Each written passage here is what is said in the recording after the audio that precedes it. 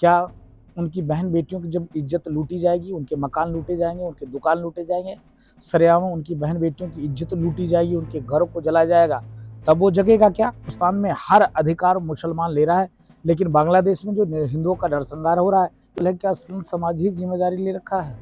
क्या भारत में हिंदू मौन चुप शांत ऐसे रहेगा?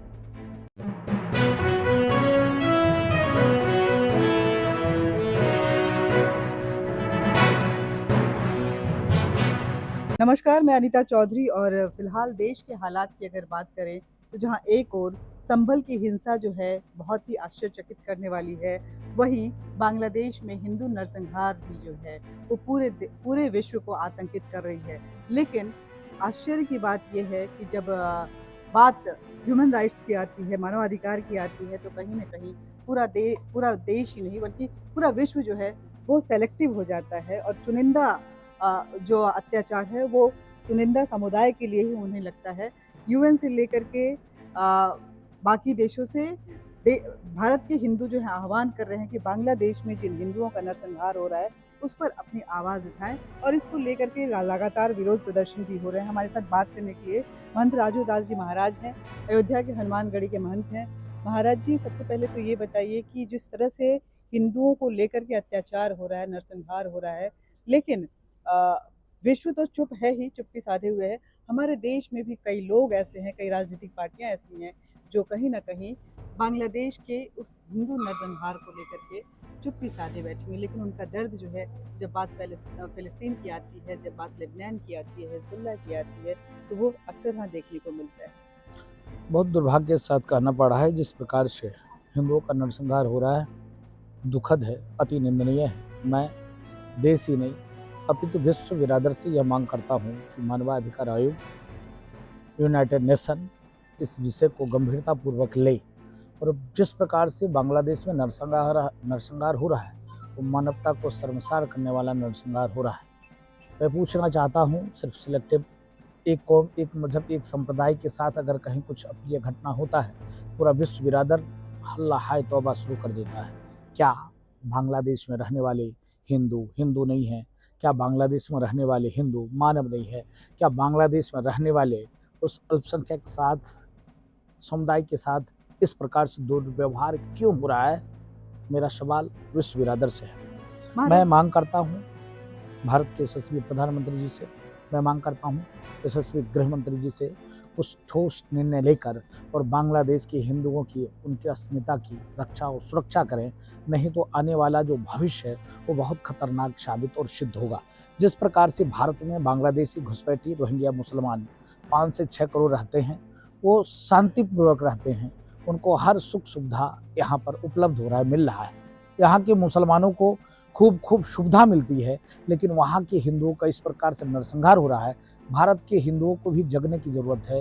यह नौबत, ये परिस्थिति, ये स्थिति तुम्हारे साथ भी कल को हो सकता है। अगर तुम भारत के हिंदू नहीं जगे तो बांग्लादेश जैसी स्थिति तुम्हारे साथ हो सकती है। महाराज जी, यहाँ पे सवाल ये उठता है कि बांग्लादेश में हमने देखा कि अभी कुछ दिन पहले ही चिन्मयानंद दास जी को, जिस तरह से इस्कॉन के वो पुजारी थे और उनको गिरफ्तार किया गया, उनके साथ बर्बरता की गई और जेल में भी उनके साथ कहीं ना कहीं दुर्व्यवहार किया जा रहा है।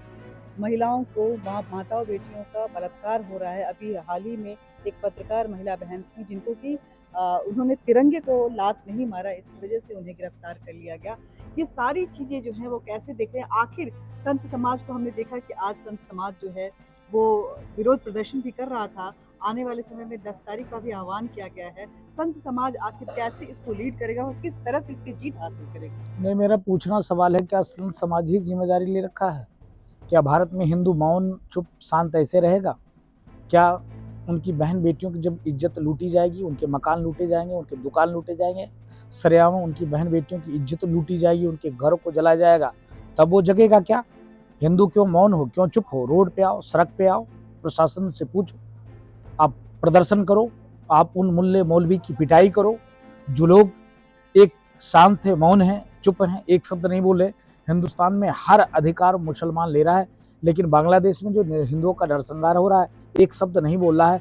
हम साधु जन हैं, आश्रम को छोड़कर, भजन पूजा पाठ को छोड़कर पैर फटे हुए हैं, लगातार हिंदू राष्ट्र के लिए लगातार 9 दिन बाबा बागेश्वर के साथ उस यात्रा में शामिल था। अपार जनसमूह, अपार जनसमर्थन मिला। इसी प्रकार से साधु लगे हुए हैं, लेकिन मैं हिंदुओं से अपील करता हूँ, आह्वान करता हूँ, आप भी आए और आप भी अपने अस्मिता की रक्षा के लिए, अपनी बहन बेटियों की इज्जत की रक्षा के लिए हिंदुस्तान में अगर आपको रहना है तो आपको इस प्रकार से आगे बढ़ना पड़ेगा। बांग्लादेश में आप देख सकते हो चिन्मय स्वामी की गिरफ्तारी हुई, गिरफ्तारी के बाद उनके साथ अमानवीय व्यवहार भी हो रहा है। और एक पत्रकार को आपने जो सवाल पूछे कि वो सिर्फ जो है तिरंगा को लात नहीं मारी, उसकी गिरफ्तारी हो गई।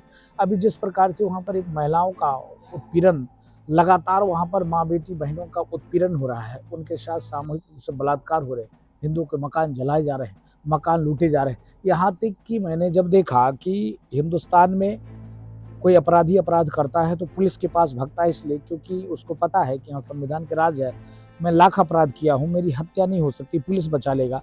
लेकिन वहाँ देखा वीडियो में जिस प्रकार से पुलिसकर्मी कह रहा है कि इस कैमरा को तोड़ो तब गोली मारो, और मैंने देखा कि एक तरफ एक पुलिसकर्मी कैमरा तोड़ रहा है, उसके पहले उसने गोली मारी, 9 लोगों को गोली मार दी। इस प्रकार से जब पुलिसकर्मी ही वहाँ हत्या पे उतारे हो गए हिंदुओं का, तो हिंदू कहाँ जाएगा? इसके नाते मेरा मांग है। संभल के हिंसा की तुलना महबूबा मुफ्ती ने बांग्लादेश से की है और कहा है कि हिंदुस्तान में स्थिति बहुत खराब है। वहीं दूसरी तरफ संभल के पूर्व विधायक और अभी जो सांसद हैं जियाउल रहमान वर्क जी के जो बेटे हैं, उन्होंने भी कहा है कि उनको शहीद का दर्जा दिया जाना चाहिए, जो संभल के में की हिंसा में जिनकी मौत हुई।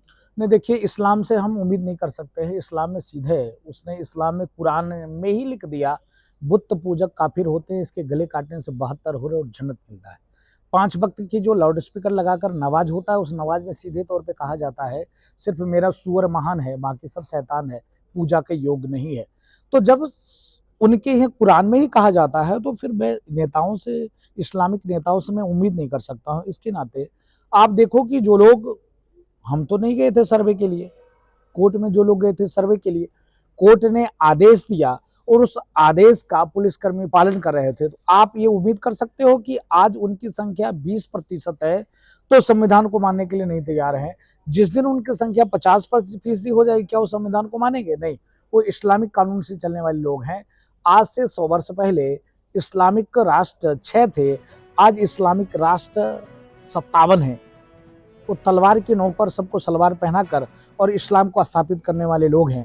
हम सनातन को मानने वाले, धर्म की जय हो, अधर्म का नाश हो, प्राणियों में सद्भाव हो, विश्व का कल्याण हो, सर्वे भवन्तु सुखिनः, सर्वे सन्तु निरामय के भाव के साथ काम और कार्य करते हैं। आप देखो हिंदुस्तान में जितने पंथ, मजहब, मतांतर, संप्रदाय के लोग मानने वाले हैं, विश्व के किसी कोने में नहीं है। ऐसा क्यों? इसलिए कि यहाँ की हिंदू बहुसंख्यक है, हिंदू सबको गले लगाता है। इसके नाते हैं, आप जहाँ पर देखो इस्लाम, ईसाइयत हैं, वहाँ पर सिर्फ एक ही कौम है, बाकी कोई कौम नहीं। अंतिम सवाल महाराज जी, आपने इस्लाम की बात की, इस्लाम की मानसिकता ही ऐसी है, लेकिन अखिलेश यादव का क्या कहेंगे? उन्होंने कहा है कि संभल में जो हिंसा हुई वो सरकार की फेलियर है।